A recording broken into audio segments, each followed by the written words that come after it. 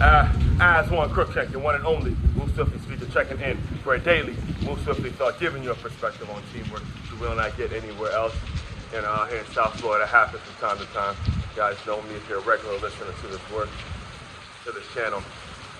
You know, I usually do my videos right after I do a run, but every once in a while, out here in South Florida, we get that. Right? We get a rainstorm that gets to be too severe that it's just not smart for me to be running in it, especially when it just started and the roads get a little slippery. So instead of me saying, okay, look, I'll wait till I'm through the run to do my video, I just do it in the middle.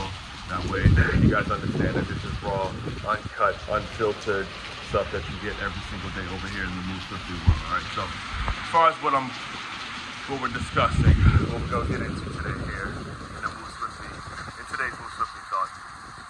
Let's react. Let's get into this coordinates about for 2 days since the Sunday after the interview, the CNN interview came out between Kamala Harris and Tim Walz. And I gotta tell you again, and I've said it on multiple occasions, the personal side of Aswand, the Aswand that was raised in a Caribbean household, the Aswand as a former high school football coach, that version of Aswand would love to see those two in office. I genuinely would. But this election, or any election, politics, when we're discussing who's going to be in leadership roles, is not about what your personal wants and needs are.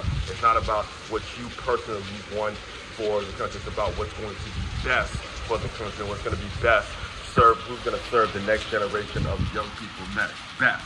All right, and based on what I saw in that interview, it confirmed my decision to vote for Trump this year. Not because I'm a Republican, not because I particularly like the guy, but because of the ability to lead, the ability to answer questions directly, as opposed to dancing around a bunch of questions that were, to be honest with you, very softball questions. As myself, as a person that really doesn't even study politics like that and host a podcast, I could have done a better job than Dana Bash in terms of just asking direct questions and figuring out how to get a direct answer and exposing questions. All right, so let's just get into it. Let's break it down. She initially started the interview by asking her directly, what are you going to do day one? And then on the follow-up end, first of all, the question didn't make sense, because she's been in office for 3 years. She's been in office for 3 years, and for you to go and jump around and say, okay, well, I'm so proud of what me and Biden has done, and to jump back and forth about the fact that gas is high, but groceries are high, home ownership is still very unaffordable compared to the person who was previously in office, which is Donald Trump. For you to start jumping around and not give us a specific thing that you plan on doing on day one, that initially started the interview off on a really bad note. Okay, I thought that part of it was not answered directly enough. Okay, second thing that bothered me was the fact that she needed her vice president there.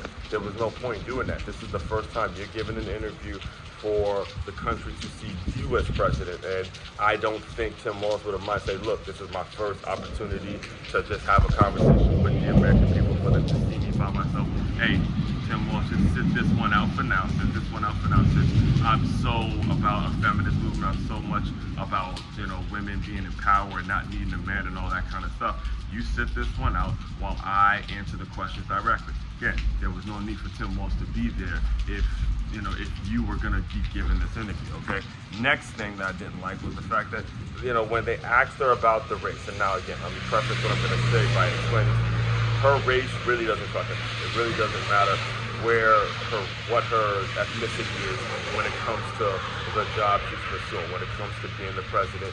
Your actual ethnicity does not mean anything, all right? However, if it is in question, if your ethnicity is questioned by an opponent that you talk so much about, then answer the question directly. Okay, so when Dana Bash asked her directly about, is she black, is she Indian, all she needs to say is, look, I'm both, and it doesn't matter where I come from. It doesn't have anything to do with my ability to run this country.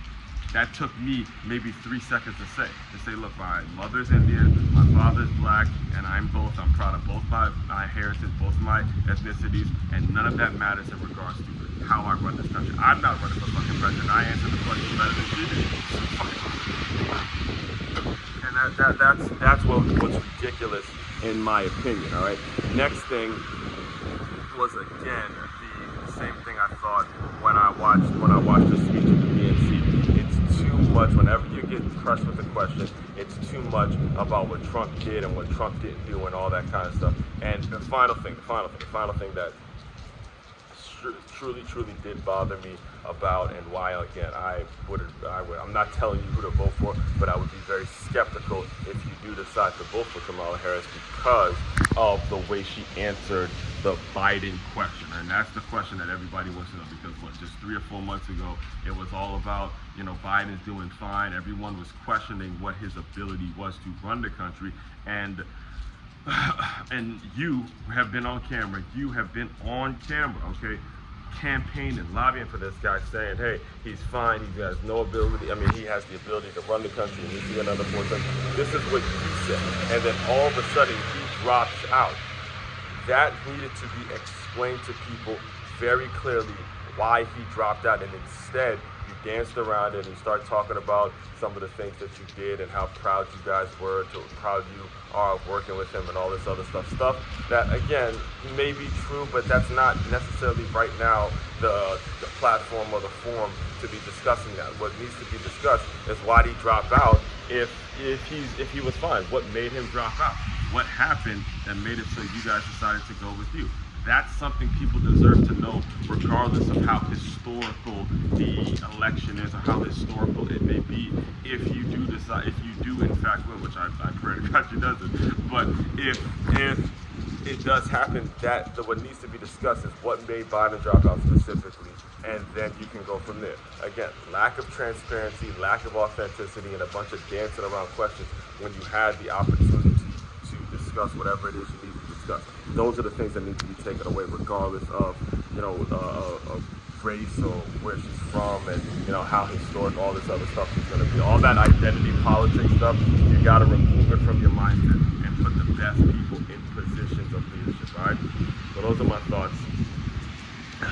For more about what I do, the main website to check out to dive deeper into all my work, it's makeyourmove.com. That's MakeYaMote.com. One-stop shop for your teamwork and your self-development needs. Aswand, Cruickshank, your one and only Move Swiftly speaker. Check it out. You guys continue to move swiftly. We will talk more soon.